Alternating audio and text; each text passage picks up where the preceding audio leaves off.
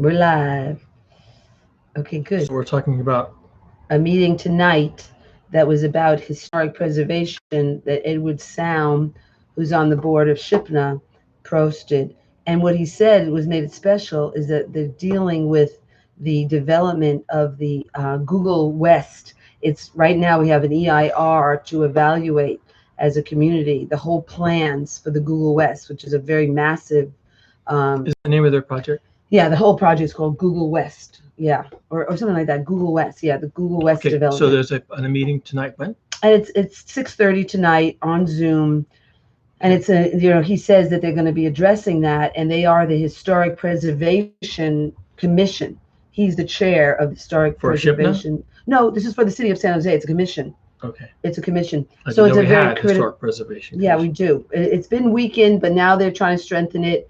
And you were trying to say, hey, what is the Okay, so relationship? context for anybody who ever watches this, including me, 5 years from now. Context is Google, which is currently headquartered in Mountain View, has decided to move their headquarters to more real estate than they have now, located in San Jose, where we live. So they've been buying up land.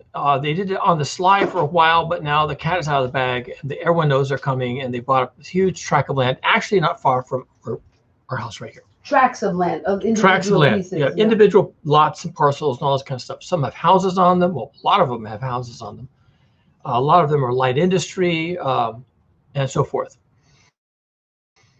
Or just abandoned open land. There was some parking lots and things like that. So they bought up all this stuff. Some of it was owned by the city. Some of it was owned by private people. So now they're talking about their big campus. It's just going to be huge. It's measured into dozens, tens of acres, and it's going to have a huge impact on the city and on the neighborhoods. What is it, 20,000 jobs? I don't even care about the jobs, people. although We're talking about it's worth 20,000 mentioning people. that many people, of course, brings a lot of traffic, Right. which, traffic can really destroy neighborhoods. Mm-hmm. We see this right here in our neighborhood, where we have some really quiet, fairly narrow little roads in our little residential blocks back here. And you wouldn't even know they're there if you're going down the boulevard. You wouldn't even know they're there. But drivers are now using things like, what is it, Waymo? Waymo? Driving aids that as you're going down the road gives you the shortcuts, the places where there's the least stop signs, the least lights, the least pedestrian crossings, and so forth.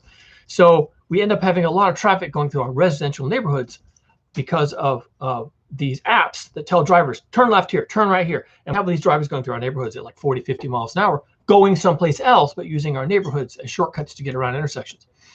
So as Google comes in, there's a lot of concern about what's going to happen to the neighborhoods near and around this. Our Midtown neighborhood is known for being fairly elite. Let's just say it, upper middle class, white families, older adults, no children. Generally, the kids are grown up, moved away. It was quiet. They like it that way. They don't like cars cutting through. They don't want a lot of, and there's a lot of also talk at the city level about, well, we have this campus coming in. We also have a lot of people wanting to move to the South Bay. So we're going to rezone some of these neighborhoods, them to be more dense. So a lot of these neighborhoods fought pretty hard battles to get themselves zoned R1, so single family residence on the lots. And some of the lots are pretty good size. So getting an R1 meant there would be no apartments put in. The fear is that some old person dies, children or nephews or nieces inherit the land. They don't live here. They just know they have this land in San Jose. So they put it on the market, and the highest bidder is probably a developer, not another family. Just a random developer wants the land because it's a 10,000 square foot lot. And just so you know, it's only the proposal is just for triplexes and quadruplexes. Okay, I don't even care. It's called missing middle. It's completely irrelevant. The details don't matter. The details don't matter. Don't drown me out with the details. So they're trying to defend their R1 zoning. The city wants to come in and put in multiple unit zonings. If you have a big lot and there's lots of space on your lot, well, you could put in a duplex or a triplex, or both, right? And or two duplexes. Some of these lots are so huge, and so there's a lot of concern right now in this neighborhood about the coming Google campus, the impact it's going to have on housing, and the traffic that's almost inevitably going to come. And also with this new city ordinance that's going to allow, R3 designations or equivalent. It hasn't been passed yet. And they don't, it's proposed, yes, but that, that's the argument. So all of a sudden the neighbors who generally couldn't be bothered to get involved in anything outside of, missing dogs and cats and things like that, all of a sudden they're waking up to the fact that they're in the middle of a kind of ground zero for land use issues. That's a good way to put it. So, so she has this meeting, and I'm not really a land use expert. I'm just a scientist and an engineer. I follow climate change closely. I'm very concerned about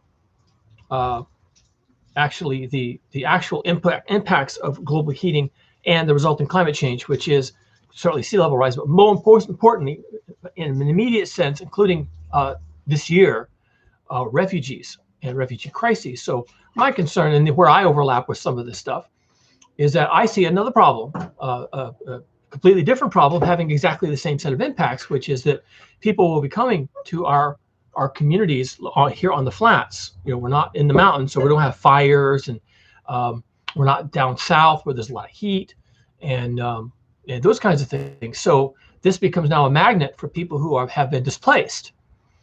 And we've been having a lot of fires this year, 2020, 4 million acres burned. I don't know if it was, I guess that was actually the entire West Coast. Was it the entire West Coast or just California? Maybe it was just California. It was just California. But I'm not certain. Because we know Oregon and Washington fires too. I know we had one fire that was a gigafire that had 1 million acres by itself. Governor Newsom was talking about the 4 million. Okay, then that's California. I imagine it was just. Okay, thank you for clarifying that. So 4 million, it's hard to even imagine, actually. It's such a huge number. I was thinking, well, maybe that's the western states, but no, that's California alone. We're not certain, but we think so, yeah. 4 million acres burned, and that displaces a lot of people. You can go watch the videos and see the people fleeing the fires. Well, a lot of those people aren't going back. And animal life. Certainly not right away. I don't care about the animal life for this conversation. Okay. That's just not germane to the topic at all. Okay. I'm a biologist. I know when to worry about animal life, okay? This is not it. Well, we're not talking about it. Yeah. Not the topic. Another topic. Not the topic, okay? Right. You're right. So, so my concern is that, yes, the Google Village, yes, lots of traffic, lots of people want to live next to the Google Village, and so they'll be getting, we'll be seeing a lot of turnover in the properties here.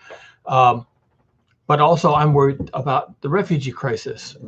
We've been seeing our homeless population expanding right here. It's gone from just a few, we see a few people. They're obviously bums. They're dirty, unwashed. They don't talk, don't make eye contact, they're on drugs or they're on alcohol, they're having mental health issues, whatever, the stereotypes. And I don't want to be cruel, but we kind of know what I'm talking about, bums, okay? I want to make a distinction between bums and the homeless, because although maybe at one time those two overlapped quite readily, these days there are people who are unhoused, which is almost a better word for it, but they're not bums. They might even have jobs. It's just that they can't afford the housing. And so we have them right here, not far from where I sit right now, about a quarter mile, half a mile away.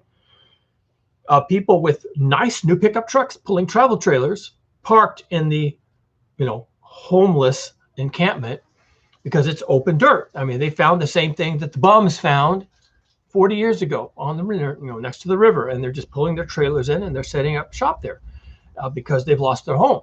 Now they're staying in the area because they probably have a job around here somewhere.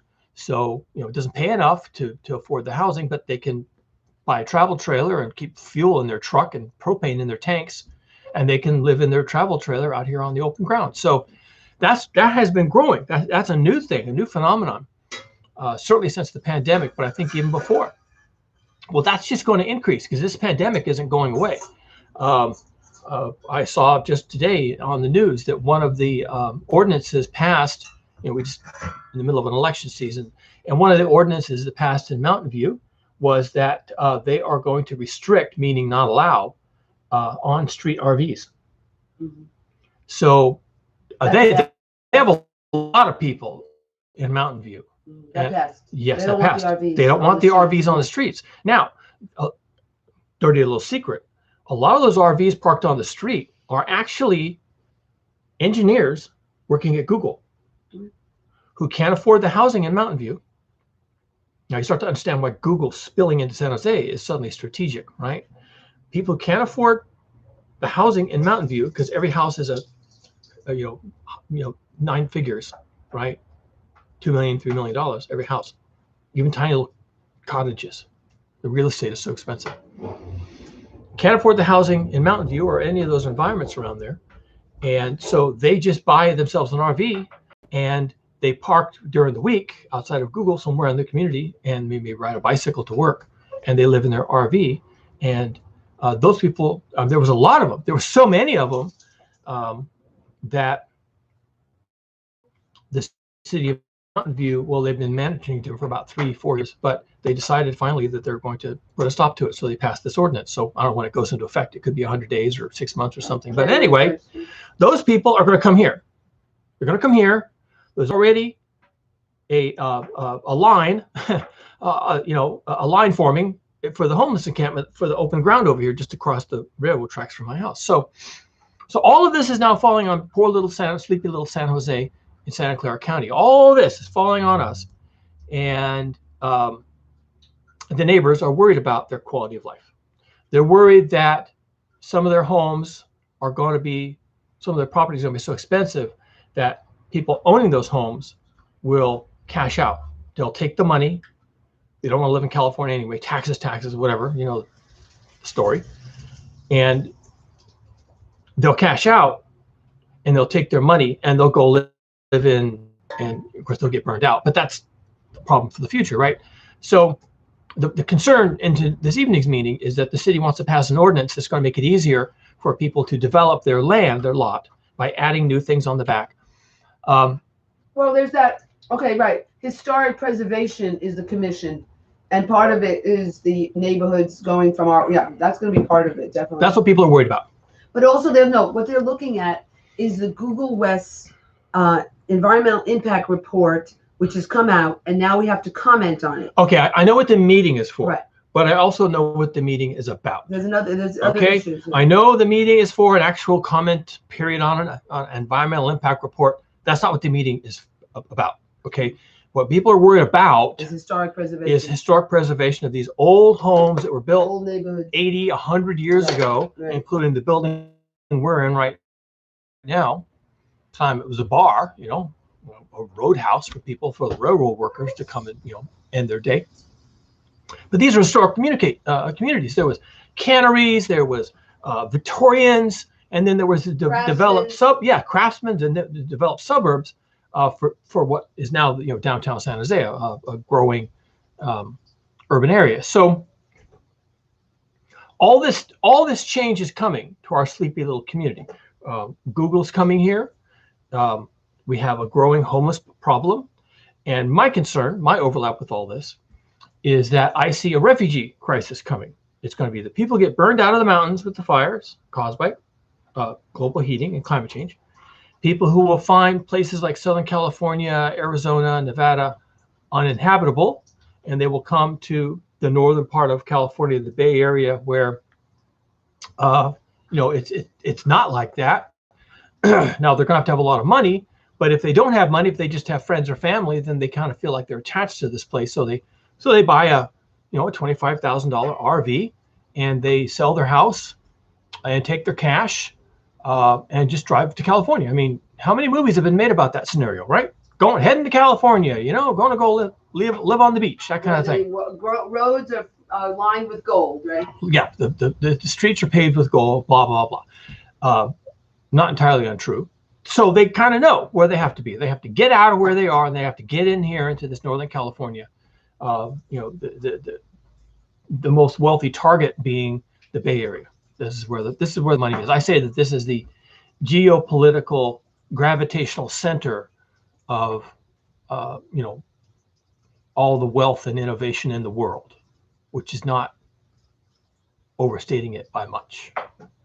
Okay, so we have a massive humanity coming here, and they're not going to be poor people from Nicaragua who just want to wash dishes. They're going to be people who had businesses, people who were innovators on their own terms, who have money. and they can pull their roots up and they can get out. Okay, they can do that. They can do that. So they will do that. And I call them climate refugees because that's what they are. Just because they've got money and means and connections doesn't mean they're not refugees, because they are. You're going to be getting refugees out of, the darkest, deepest Africa. You're going to be getting refugees out of Central America. You're be getting refugees out of Brazil, the Santa Cruz Mountains. These are people with money. They've just been burned out of their communities. Okay, they've just been abused by climate change and Napa, crazy weather. Yeah, or burned out like we had in the North Bay, right? So, parts of Southern California, they still got fires burning down there. So people who have money and have means are going to be uprooting themselves, expensive properties in Beverly Hills, for crying out loud. So they're going to come with money. So people are worried that their little homey, little historic neighborhoods, which by the way is an actual designation. If you don't have that, you're not a historic neighborhood. You think you're a historic neighborhood because you got old houses and you got a history. But if you're not designated, then you aren't, not architecturally. So why am I sitting here talking about all this? Because this really isn't, I don't have really a dog in this fight. I live in a old bar, right? So on a main boulevard across from light industry. So I don't really have dog in this fight. But the intersection with this is that I am concerned that we do need to accommodate a lot of people. And some of those people, maybe even most of them in this early wave, maybe even all of them in this early wave, will have money. So how do we accommodate these people who actually have money? You want these people in your community. You really do. Okay? They're bringing a brain power, skills of some kind. How'd they make their money? And they're bringing their money. So, you don't want them living in a 35-foot luxury RV on your street. Well, then you better give them a house to buy, or maybe even property. So one of the thoughts I've been having is that this is happening at exactly the same time that we need to start rethinking things like suburbs versus urban cores. And the reason is because what I mentioned earlier, that climate change and the global heating that drives it is going to make it difficult to impossible to justify burning fossil fuels. And the suburbs are not walkable communities. They're not bikeable communities. They're far away from services. You have to get in a car to go get, vegetables, fruits and vegetables. Okay. You go to these malls, they have huge parking lots. It seems like there are 100 acres of parking lot. So that's your orientation, but that can't go forward, can it? That's done now.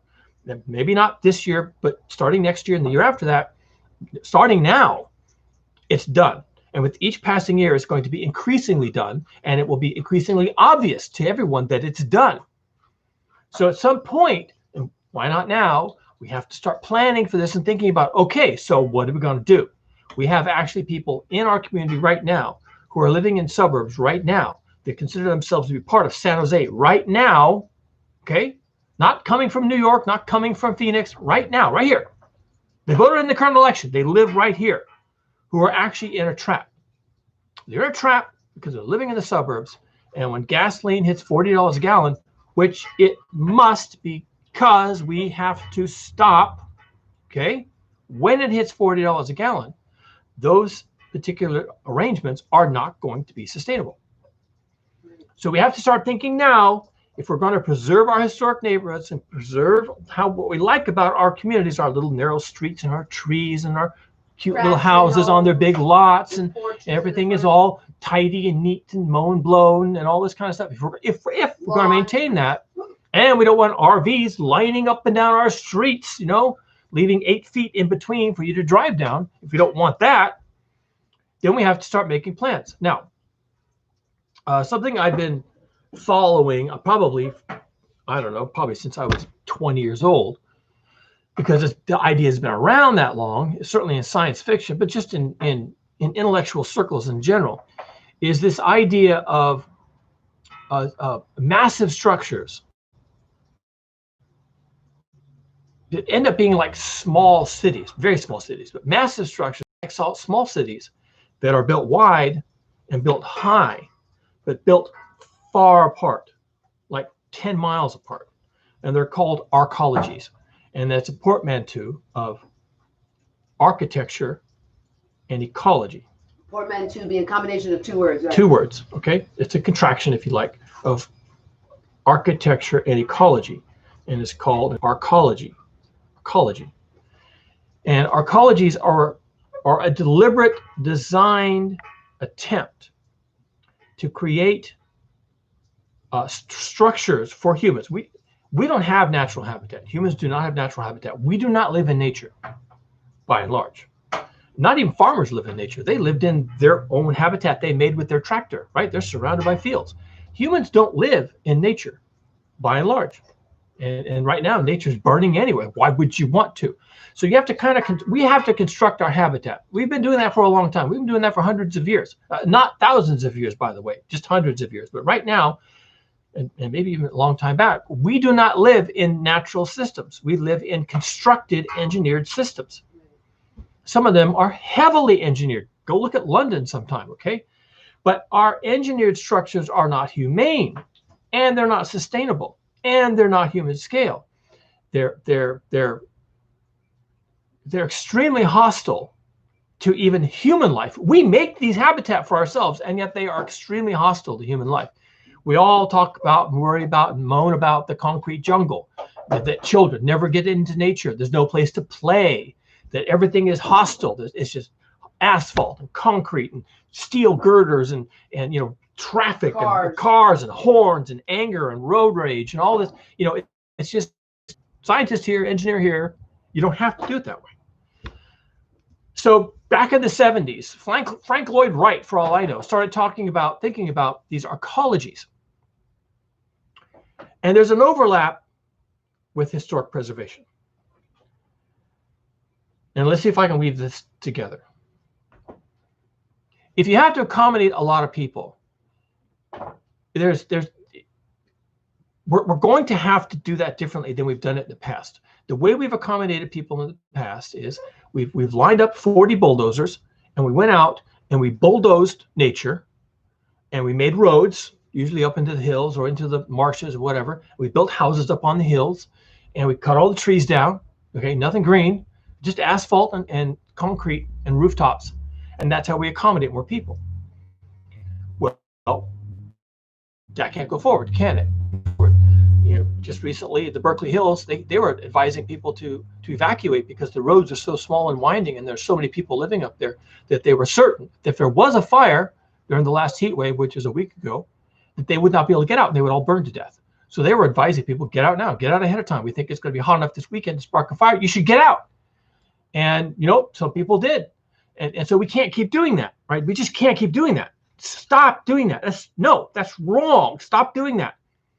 If you have to evacuate people a week in advance, stop doing that. Stop living there. Stop doing what you're doing. Lining up bulldozers and bulldozing all the trees and making little narrow winding roads up into the mountains and stacking houses on top of houses. Stop doing that, okay?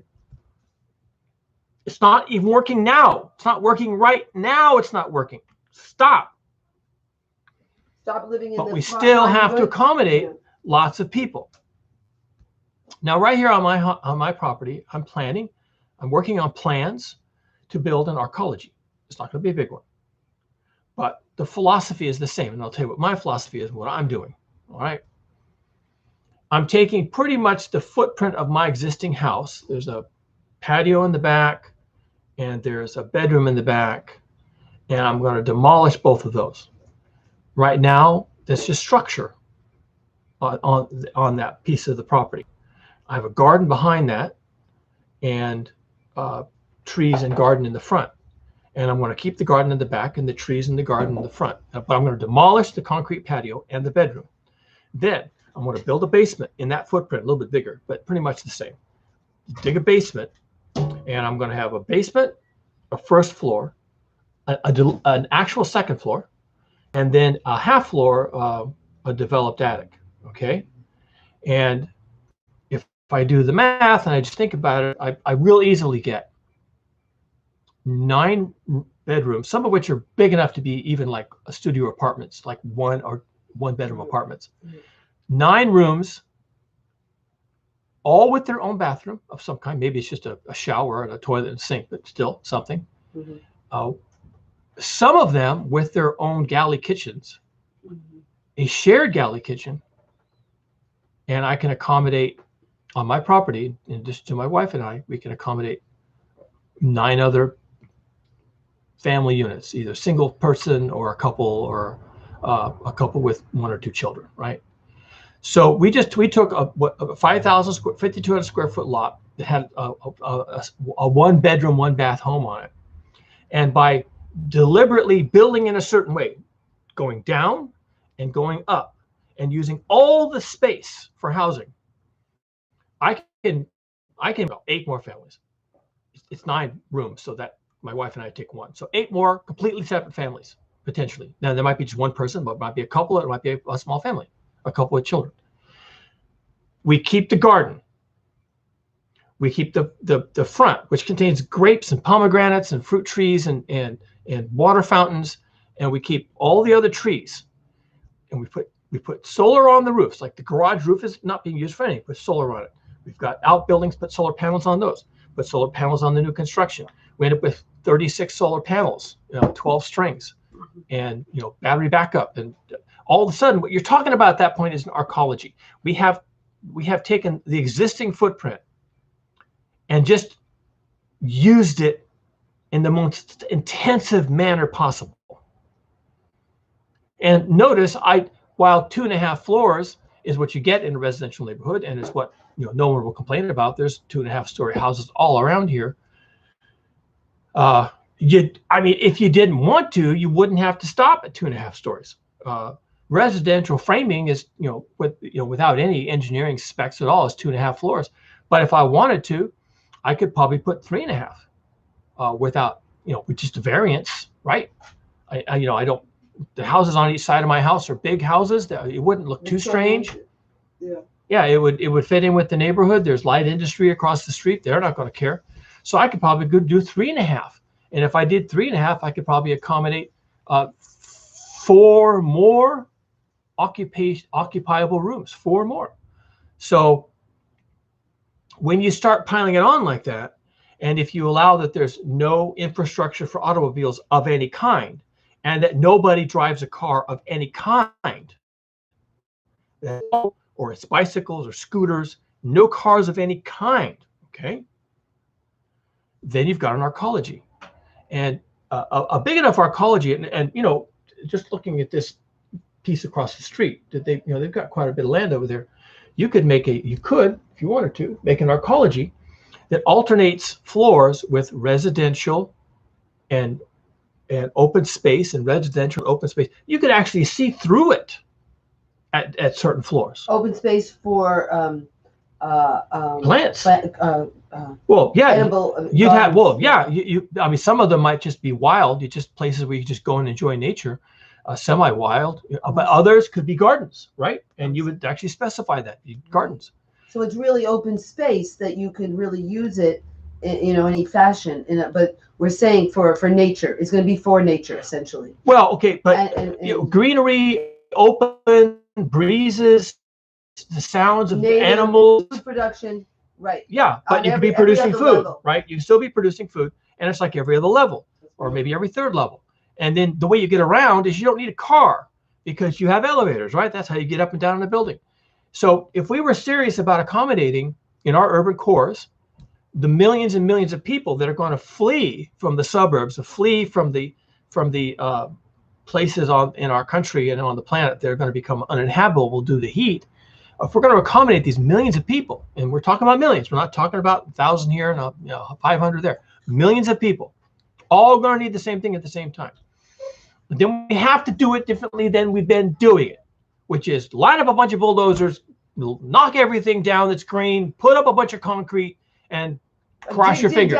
Cross your fingers. Dig down for the cars. Millions. Yeah, 500 cars parking underground. I mean, if you're going to park cars, that's the best place to do it. But it doesn't matter. Huge expense, and it means those cars twice a day are going to be boiling out onto your streets.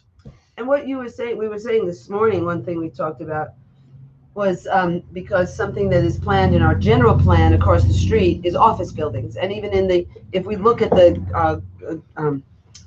what is it called, the Google West development that we're having to evaluate as a neighborhood, There's a lot of hotels, there's office buildings. And one thing we were saying, as we, go towards radical change, we need to go towards radical change now because we're in a crisis.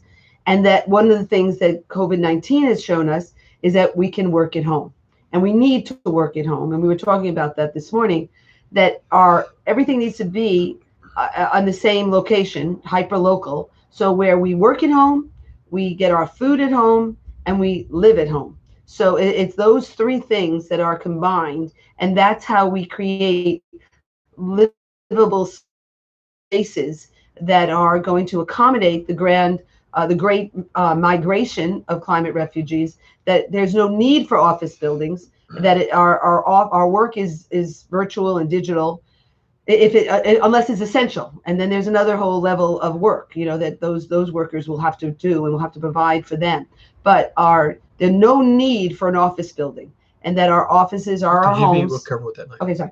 Our offices are our homes, and then that's moving us towards a hyper local economy, and also what Allery Middlebrook calls regenerative communities. We're not talking about that. She says that we need to live like plants, where all our needs are met in the same location, like plants. Okay. And that's how we move towards that. That's an okay thought. The rest of it I don't want to hear about. And we grow food in the same location. The other thing that these Arcology can be enormous. And you really have to think of them not as tenement housing. You have to think of them as ecosystems. That's what the name implies.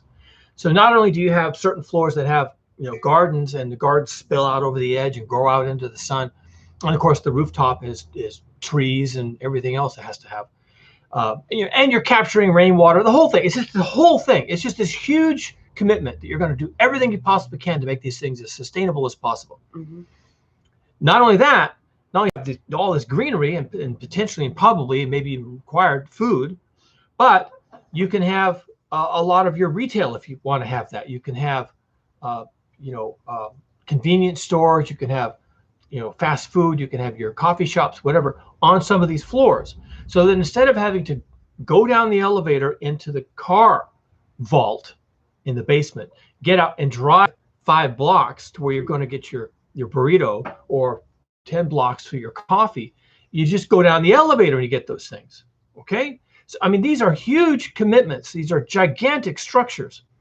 Right. They can be 400 feet across on both sides, all the way. Okay. And they can be, and in theory, depending on where you put them, and ideally you actually put them in the middle of open space and surround them with farmland and forest. Okay. Mm-hmm. They can be 200 floors high. Ooh. You see? 200. Ooh. They can be 200 floors high, but they're surrounded by woodland and agriculture, and you deliberately do that. And then the next one you find is a mile over, and that one's also 200 stories high, and it's 600 feet across at the base, both dimensions. And they can have huge patios, and they can have forests growing on top of them and inside of them. And you deliberately do this, and all around them is food. And so it could be that for all the people that live in this Arcology, all food they eat from the ground right around them. And many of them, maybe even half of them, leave their apartment in the morning, go down the elevator, take a little electric train or something, or trolley, and go out in the fields and work, because they're actually agricultural workers. And they work in the fields during the day. They work with the robots, the irrigation systems. It can be extremely high tech. Hydroponics, hydroponic fisheries, hydroponic plants, wastewater processing from the Arcology right there in the land. Okay, you keep everything within this radius as much as possible. And then there might be open areas that contain just nothing but solar panels, right? And battery storage and all the things that you're going to need for the Arcology. And so these things may take up 100 acres. Each one could be 100 acres or 200 acres. This huge structure, mostly green if you see it from the outside, surrounded by land that's deliberately set up to be some combination of natural versus agriculture, because even agriculture needs natural services, pollinators and birds and predators and things like that. We encourage the wasps to grow in our backyard under the eaves of the garage, because the wasps are predatory, and they come down to the garden and they eat most or all of the worms, right? So if you don't have wasps, then you're out there with your bug spray spraying your worms or picking your worms or whatever you're doing. But if you just leave the wasps alone, the natural habitat for the wasps, they come down and they keep your garden clean for you. And they don't bother me. I've never been stung by a wasp. Once in a while, if I'm working on the garage and if I put my hand in the middle of a nest, then they come after me and you're like, what are you doing? But if I don't do something stupid like that, I don't have any problem with the wasps. Not once, not ever. They're just busy foraging among the vegetables. So that's how you would build your arcology. It would be set asides of natural, completely natural habitat in which you might not even allow humans to go. The habitat is there for the animals. No humans going in here. Stay out. We have parkland over here for you. This is wild space for wild things. And then you have your agriculture all around. And if you built your arcologies this way, then you could accommodate millions of people in very humane, extremely comfortable arrangements. And this is not pie in the sky. This is just what you would have to do. Now, developers don't want to do it because as soon as you say every other floor, maybe every third floor is set aside for gardens and open space and playground, I can't make money that way. You stop them right there. We don't care if you're making money. I'm sorry. Was I not clear about that? I don't need you to be a billionaire tomorrow with this project. I just don't need you to be a billionaire, Mr. Developer, Mr. Barry Swenson.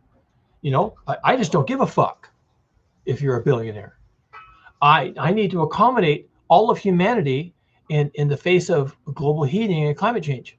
And we want to do it differently. We want to be humane about it. Oh, and we don't want to send your 40 Caterpillar tractors up in the mountains to build narrow little roads on stacking houses on top of each other up into the piney woods where they're all going to burn tomorrow, 2 o'clock in the afternoon. Okay. We're not going to do that. And so you can be a billionaire. No, we're not doing that anymore. And if you don't like that, get the fuck out. There's the door. The same when you can't. Just go. We're done with you. Now, if you want to be part of this project, you can sit there and you can shut up and you can listen to how we're going to do this humanely, which is not what you've ever done. So you don't know how to do it. People who live in your subdivisions are now trapped and can't even walk to their groceries. There's not even a playground for the children. That's how you do things, Mr. Developer. And we're not doing that anymore. We have to do things differently because the world has changed. So you sit there and shut up and listen carefully to the plan, or you can leave because actually we don't need you. We have lots of people knocking the door down to come in here and sit in that chair you're in right now because they want to be part of this. They know exactly what we're doing and they want to be part of what we're doing. And if you don't want to be part of this, having gardens on every third or fourth floor and open spaces for people and open space around the building and no car infrastructure of any kind, zero. If you don't like all that noise, get out. And as you go out, there's a line of developers who want to work with us. Just send one of those guys in next in line and they'll sit there. That's how you handle that, okay? You get people who get it and are not going to throw up roadblocks so they can do the retarded shit they've done for the last 150 years, okay? We're done with that retarded shit. It was always retarded. It was always inhumane. It's always driven people insane. It gave us air pollution so bad we couldn't breathe. It also gave us global heating. And now it's giving us climate change. You're stupid. Stop doing stupid things. You've dug yourself into a hole. You stop digging, okay? Now we have to climb out of this hole you dug for us. You sit there and you shut the fuck up while we do that. Now, if we can build these arcologies in a way that can accommodate the masses of people, the millions and indeed billions of people that our civilization is now doomed to refugee status, if we're going to accommodate them, and we should, because that's the right thing to do, because, hey, we might be next, right? Some of us might be next. We might have family members that might be next. So let's start talking about the right thing for everybody, right? We're going to float all the boats. Yeah, right. If we're going to do that, and if we want to preserve our old-timey neighborhoods and our small towns and our other things, then we have to start thinking differently than bulldozing everything and starting over. Right. What you're saying is that for the historic neighborhoods, they can do similar to what we're doing, part of the buffalo, to dig down and maybe add an addition. And that's two things, and they overlap. One, if we decide to build arcologies and accommodate many, many people in extremely humane circumstances, then there will be less perceived need to go into these old neighborhoods that have one family in one house on one lot, bulldoze them, okay, put in a sexplex, you know, and have all these people come in with all their 14 cars per family and, you know, just destroy everything, right? If we don't want that, we have to do something else to accommodate people. And by the way, they don't get to bring their 14 cars and their snowmobiles, okay? Because that is not the future. That was the past. Now we're building for the future. But at the same time, we do want these neighborhoods to participate in this crisis management in a way that does their historic neighborhoods. Now, I am taking my old 100-year-old bar and I'm demolishing the tap room, which I'm using as a bedroom, and I'm demolishing the patio that was probably there for the last 60 years. And in that footprint, I am using that land differently. I am going to build down and up, and I'm going to build a little arcology of my own with no car infrastructure. You don't get to bring a car or a snowmobile or your boat or your RV or anything else. That's the past. Now we're working towards the future. And I won't have any trouble, if I'm patient, finding people that agree with me. And I won't have any cars on this property.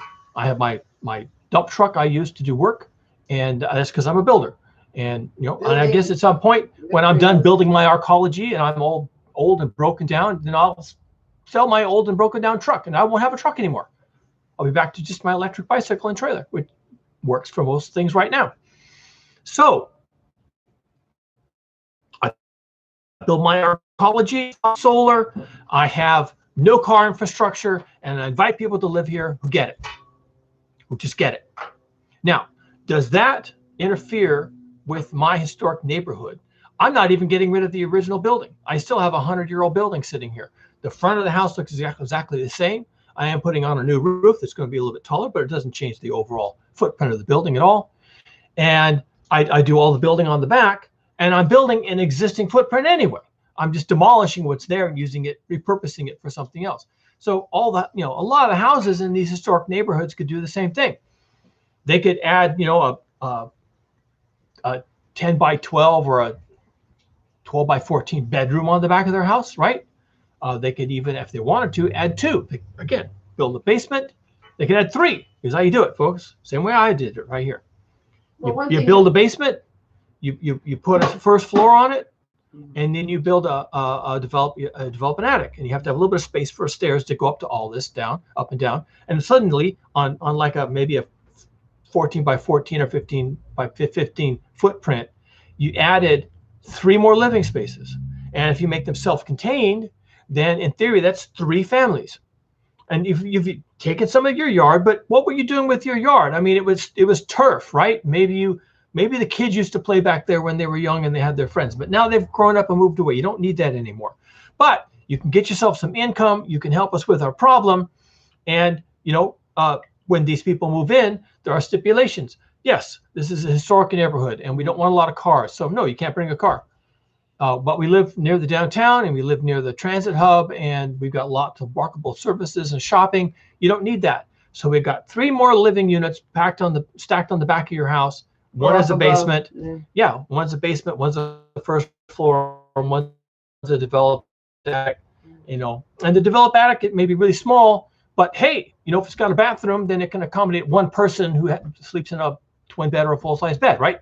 Done. You've done it. So we could do that. Every single house, practically every single house in this neighborhood has a big enough lot to tack on a not a separate building or house, but just 3 rooms stacked, starting with a basement. Every lot here, practically every lot can do that. It's like, you know, 15 by 15. I could do the design on the back of an envelope because I've been doing it for my own project. And the city could approve these. They could just like rubber stamp them. Yes, absolutely, you can do that. Right, and that's what we have. No fees involved. Show us your plans. Right. Plans? Oh yeah, those are great plans. Right. Rubber stamp. You're done. Go for it. The city does the ADUs, and they give us benefits for the ADUs in San Jose here. We need them to also additional dwelling units. Right. Also to approve these victory houses against climate change is what I call them, or whatever we want to call the arcologies. Now, adding an ADU is not an arcology. What I'm doing is a little closer to that. Right. because it's so many rooms Well, I mean, we won't call it an and no arcology car infrastructure. because we're not necessarily going to make like 200 stories. But what we're trying to do is intensify our original homes by adding an addition or a remodel where we're going down. Yeah. So we need to be under the same. And if you've got 5,000 lots in this neighborhood, maybe it's 1,000. So if you have 1,000 lots, and each one of them agrees, let's say all of them agree to put it this this sort of minimum structure, and the city could, cancel your property taxes, give you free plans, give you free approval, permits, all this kind of stuff. Just really grease the skids, right? Then you could have maybe 3,000 additional living units. Right. Now they're not big, okay, right. But hey, and people are living in RVs, okay, right. They don't need big. Right. The other thing you were saying, 3,000 additional dwelling units with no change at all, to speak of in the quality of your neighborhoods. It's just a building with a roof. It's just you're just taking your house and you're extending it backwards. It doesn't even go up. I'm adding a second floor. You don't have to do that. But you dug down to make a basement. You develop the attic. So you end up with 3 living units. We end up with 3,000 additional dwelling units in this neighborhood, which is a walkable neighborhood, with no change of any kind that's even visible, and not even from space. And that the changes aren't even visible. Right. And if you do it with income, then that helps people have longevity as they go into their senior years to, like we're doing, to support living in this community. So that's another thing. But one thing that you did say too is, besides building housing, you said there could be an either or, where you provide places to grow food and agriculture. If you wanted to, native plants and edible gardens, that you had a choice to do one or the other. But we each need to do something for this greater good. Okay, it's not even either or, because if you were to put, say, 3 rooms on the back of your house, right, you would still have enough backyard to have a garden. Okay, right. So you have to do both. And most of these houses are set back from the street. And then the front of the yard is also available. On the verge, the parking strip is available. So there's other places, side yards, wherever there's land. What this is a commitment from leadership, planning, and the citizenry, that we are going to intensify the way we live, rather than 10,000 square foot lot having 2 old people living on it by themselves, rattling around in all their space. And grass. We agree that we are going to intensify this. Now, if you agree to that, then you also have to agree to carless infrastructure. So when I add my 9 rooms on the back of my house, my stipulation to my tenants is you cannot have a car, and there's no place to park, and I don't want you parking in my driveway. And I want a commitment from you. You don't drive. If you want to use Uber and Lyft, I guess I can't stop you from doing that. But I want a commitment from you. This is a lifestyle change. I want a commitment that you're not going to drive. Now you can have your bicycle. It can be an electric bicycle. You can have, and we can have rental bicycles all up and down the street out here, which we do already in racks, rental bikes. Not that you need that. It's walkable to almost anything you'd need from where we are right here. So it's walkable to the transit hub, where you can get buses and trains going practically every place in the world. So no car infrastructure, because the future of global heating is we leave the fossil fuels in the ground. That's the future. And that means no cars and no electric cars, because electric cars still need car infrastructure. And that's, gasoline, not gasoline, but asphalt, freeway interchanges, traffic signals, pedestrians are being run over by electric cars, bicyclists are being run over by electric cars. So no cars. You and your electric car are a problem. You're not a problem when you're separated from your electric car. It's not a problem.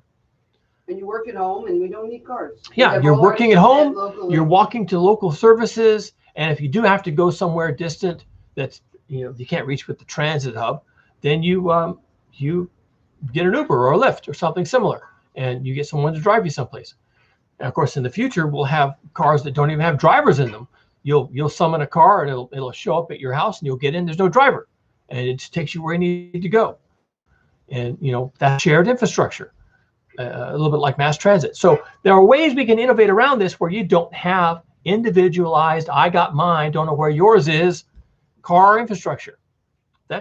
All that stuff has to go away. And what you said in pre-existing homes, you said the best way to deal with this would be saying that all cars had to be parked in our garage, and that we need to put our cars away so our children and the future generations. Okay, well that was just that's yeah, just that was dealing with the what is that called, the grandfathered in, yeah, all the old ways. right. One of the things that I think would be useful for cities to do is to start de-emphasizing car culture. Let's not reward people for having luxury cars that they want to, park in front of their house and show everybody their luxury car. Let's not teach people that cars are a thing. Let's start de-emphasizing cars. So one way to do that is to have a requirement for all these neighborhoods, these residential neighborhoods, these historic neighborhoods, so-called historic neighborhoods, that you don't park on the street, no street parking. We're not even going to stripe it or put up signs saying no parking, just no parking. There's a sign at the beginning of the road when you turn into the neighborhood. No on-street parking. Done. Okay. If we see you on the street, we're going to tow you away. Also, and this will sound horrendous, but also no parking in your driveway. Don't want to see your car. Want your car to go away. If we see you parking in your driveway, then it's not a street violation, obviously, but it's a code violation. It's like if you had, an old couch sitting in your driveway and and people would say, that's ugly, and they're going to look at your car. That's ugly. I don't want to be reminded of that. And so, yeah, you get a code violation. So what we want you to do with your car is we want you to have a garage. We want you to park your car in your garage. And that's the way you do it in a historic neighborhood where you're grandfathered in and you do have a car and you love your car and you voted for Donald Trump, and you park it in your garage. If you don't have a garage and you want to build a garage, have we got a deal for you? Build your garage and put an apartment above it. Okay? And park your car in your garage and then rent your apartment to somebody who does not have a car. Because we don't want to see their car in the driveway either. And then eventually you get rid of your car because you realize, wow, I could be renting that space and making money. And when you've got when you got money coming from the above stairs apartment and you're looking at your stupid car that's sitting in your driveway and you haven't actually driven it for 3 months, and you're thinking, hold on, I haven't been using a car at all, especially since gas went to $16 a gallon. No, 60. And okay, it's making its way to $60 a gallon. And I don't drive much anymore, and I'm probably rid of this car. I'm paying $600 a month for it. So what was the point about that again? Anyway, so I'll get rid of my car, and now I have this space. Oh, hey, I can develop this, and I've already got plumbing and electric from the apartment above. I'll just redevelop this space down here, take out the garage door, put in a wall with a door in it, and now I have 2 apartments. Okay, and by gradations, with city approval and with city recommendations and really pushing people to do these kinds of things, we can very slowly accommodate more people in our community who bring skills, who bring children, who bring more stories and diversity, but we don't change the footprint of the community at all. And by de-emphasizing cars and just gradually getting rid of those and making those really the boat anchors that they are, right? Then we actually return our so-called historic communities back to their historic nature. Because trust me, a while back, 80 years ago or whatever, when these houses were first built, like when this bar was first built, there weren't that many cars around. This was built in 1947, but I think it was actually older than that. It may have gone back to the 20s before they converted it into a bar. And added on rooms, tap room, and all that kind of stuff. So, there's a time back somewhere when not everybody had 3 cars per family, right? There just wasn't a lot of car infrastructure. There were some people that didn't have cars at all, and getting around was not easy. Farmers going to town on their tractor, right? I mean, that was a thing at one time. Believe it or not, that was a thing. So, we get back to that. We get back to the real historic neighborhoods, which, they had horse and buggies. We don't have to do that because now we have electric cars and self-driving cars, and there's ways to solve our problems. But we get back to where we just de-emphasize the car culture. Good. So that's good for the historic, and then for the Google West, I think we have to go towards a no office building, no hotels. This is part of the plan already. and it needs to be, like Kat's saying, intensification of arcologies. Google can and make open arcologies. land They of could growing- make 2 arcologies Right. on their land, 2. Oh, would you? Really small parking lots, and they can actually use the rest of their land for parks and agriculture. And housing, because we don't need No, office no, buildings. no, no, no, no, no, no, no, no, no, no. They built an arcology. Right. It's 200 floors, Right. and the housing is right there. Right. And if there's any offices at all, they're just interspersed with a room that you could call a conference room or something. They're interspersed with people's housing. Right. It's a conference room. You could just construct them together like this. Right. Exactly. And if you need conference rooms, or some people do need an office, not everybody can work at home. Some people have kids, and kids are noisy, so they want to go to the office. Well, then you get in the elevator, go to the office, right? And maybe it's not the office, it's just the day. It's a home. It's just a space that you reserve for the day. Everything that you need. And they have that now in office buildings. I worked at Cisco. They had little offices that were for visitors, employees who have come from another part of the world or the state or something, and they just need a temporary office. So your Google campus can have these arcologies that have floors that are reserved for people who just need an office. I just can't stand being around the kids today. Plus, there's 6 or 8 of us need to get together and be able to sit around the same table. And we're trying to whiteboard a problem. And so we get this conference room, and the floor down is where people live, and the floor above, there's cafeterias and restaurants and things. And so we don't need a car. Okay. We're in this arcology, which is they normally would be living in Phoenix, but they're going to be working in San Jose, and they're going to be working there for a couple of months. Then they just move to San Jose, and you have housing for them, and they move right in. It's furnished. They move right in, and they stay there. And when they're done with their project, and their services upstairs and the gardens down below, and they're done with their project, they go back to Phoenix. If you have to do that, hopefully you don't, right? But it'd be better if you didn't. But if you had to, that's how you do it. Okay, we don't need gigantic hotels that just become, slums. And office buildings that become slums. And office buildings that become slums. Everybody leaves. Right. So during the pandemic, there was all these offices that were empty. Okay, those could have been repurposed for housing. Maybe they're going to be permanently empty. They could be permanently repurposed for housing, except they can't because they're not really set up for it. So if you set things up differently, the spaces can be either used as a conference center, or if you get tired of using it for a conference center or an office block, then you just convert it into housing. It's really simple. Have the carpenters come in, put in a bathroom, put in some bedrooms and doors, put in a kitchen. Now it's not an office anymore. Now it's a house. Now it's a 2-bedroom apartment. Right, exactly. And you can just adapt the space. It's not hard to do, because you've already got floors that are nothing but residential anyway. So if every floor, made it very livable. yeah, and you've just created housing. Arcology. You've just taken an office block that now you've decided is no longer necessary for office work, and you convert it into housing. And there's already housing all around. The floor above was already housing, and the floor below has always been gardens and parks and a playground. So it's no big deal. You haven't really changed anything. You didn't change the footprint. You didn't bulldoze a forest to make it into a suburb. You just repurposed what you had. So this is how we have to do things going forward. We have to stop this idea that when more people show up to an area, you line up your 40 Caterpillar tractors, bulldoze any piece of land that enough people can't show up to protect. Just bulldoze it, knock all the trees down, asphalt it, cement it, put up cheap bullshit houses, move all these people in, and you didn't provide any services. The roads are impassable during a fire. It's car based. They can't do anything without a car. Plus you're in the mountains anyway, so it's up and down no matter which direction you're headed. And it's not sustainable. Stop doing that. It was dumb at the time. It was always dumb. It was always a stupid idea. Put people up in the mountains because everything else is full of people. That was always a stupid idea. That was stupid as fuck, okay? People living up in those hills can't even get around. Kids can't even go outside and play in the street on a bicycle because it's downhill, okay? These places are death traps. They're death traps, and if there's a fire up there, people can't even get out. You can't get out. And you think, oh, well, they can get out. No, they can't get out.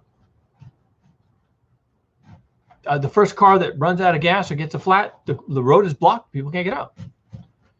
And every time that there's an evacuation of these hillside communities and these mountain communities and these forest communities, People are running. every single time it happens, Every time it happens without fail, the same thing happens. People are running Traffic jam. They run out of gas. They get a flat tire. Their car stalls, overheats, and they can't figure out how to turn it on because it used to work and now it doesn't work. You know, every time, every single time, the same thing happens. These become death traps. Can't get out. And now you're sitting in your car, white knuckled, and the flames are coming up on both sides and under your car, and you're stuck in your car. And there's a car ahead of you, and there's a car behind you, and there's cars all around you. The whole road's turned into a parking lot because way up at the front, two guys got into a road rage fight. Every single time. And every time. That's what happens. The other issue is that the cars themselves have created the dryness, the problems, the sparks that have created the fire by us living up in the piney woods. Okay, that's wonderful thought. Golf clap. You cannot appeal to people on 15 cars. You can buy a new car for 2 years. Mm-hmm. You can have an 8-car garage on your private property and full of 8 cars. You can have all the cars you want, okay? But the gas is going to be $40 a gallon. Why is the gas going to be $40 a gallon? Not because I said so, but because Goldman Sachs said so. The insurance industry, the entire insurance industry is now worried about who's going to pay. Who's going to pay when these mountain communities burn the fuck down? Well, they are already, yeah, right. They're already asking that question, who's going to pay? And they're saying, who's going to pay? Oh, I have an idea. How about the fossil fuel industry pays? Because it's their product that's causing these problems for our product, which is insurance. Okay? So now these companies are going head to head, and that's fun to watch for someone like me who's been watching this boil over for 50, 60 years. I've been alive. And that's why you're going to be paying $40 a gallon. They've got deeper pockets in the fossil fuel industry right now. Oh, by the way, and if you don't believe me, ExxonMobil was delisted from the stock exchange recently. Okay? So doesn't mean they're broke, but it means their prospects are not good. Okay? So there are companies that have more invested in the future than these guys do, and they're saying, wait a second, you're making our future, which is something we value a lot, untenable. Your fossil fuel emissions from your product, and that's the only way it can be used, is going to cost us too much money. So you're going to have to pay. And the fossil fuel industry will think about that a little bit, and they'll say, okay, fine, we'll just pass the costs on to the consumers. And they'll pay, because it's true. They will pay, because they're trapped. Because they live up in the hills, in car-based communities, out in the suburbs, car-based, can't get anywhere without a car. Anywhere you want to go requires a car.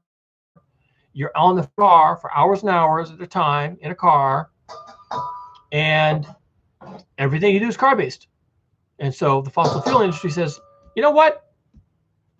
We got no dog in this fight. Sure, charge us $40 a gallon in carbon fees in order to pay for your insurance premiums and also your carbon cleanup later on, which is going to cost trillions of dollars. And we'll just pass it on to consumers, and we know they're going to pay. So, la-di-da. And that's what will happen. So because of all that math, I don't have to tell you get out of your car. I don't have to pass a bill that's going to up the price of fuel. I just have to sit back and wait for the insurance agency to ream out the fossil fuel industry for the actual cost of their product, which is $40 a gallon. At least. At least. And so when the price of gas goes up $40 a gallon one day, and everyone's sitting around with their dick in their hand trying to figure out how in the hell am I going to afford gas? Well, that's when they're going to have to make changes. Good.